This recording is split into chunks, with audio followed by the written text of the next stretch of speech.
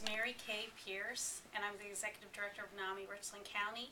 Today I was in Columbus testifying for not only the families of Richland County who have loved ones with mental illness, but also for my brother who's been ill in the state of Ohio for 29 years.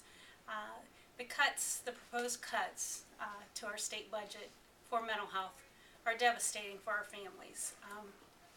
I can tell you that every day I receive phone calls in our office of families that are in need of mental health services and drug and alcohol services. And when I call to get help, there are waiting lists already in place. Even this week, we had a family member that was in desperate need of help. His mother was very ill in their own home and very paranoid, needing desperately to get help. And we were told that no crisis intervention teams were available to help that family. We have sustained in Ohio the cuts to our mental health beds, or cuts to our families who have loved ones with brain disease. We used to have over 300 beds per 100,000 people with mental illness, or beds available for families who have loved ones with brain disease. We now only have 3 beds per 100,000 people. We have a huge shortage for helping families with brain disease. I have just a huge concern for those families. We know that depression, bipolar disorder, schizophrenia are highly treatable illnesses, and they're also young people's diseases.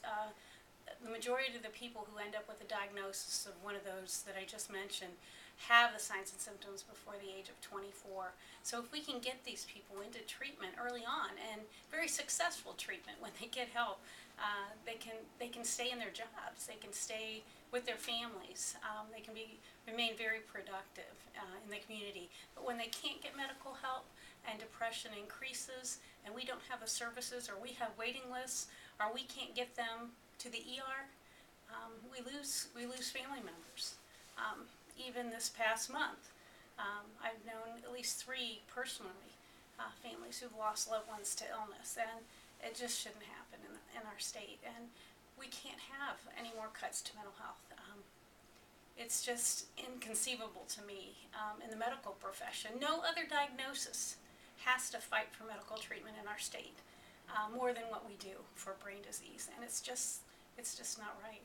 And I'm hoping that we can educate our legislators this week to realize that we can't afford any more cuts to mental health treatment in our state. Thank you.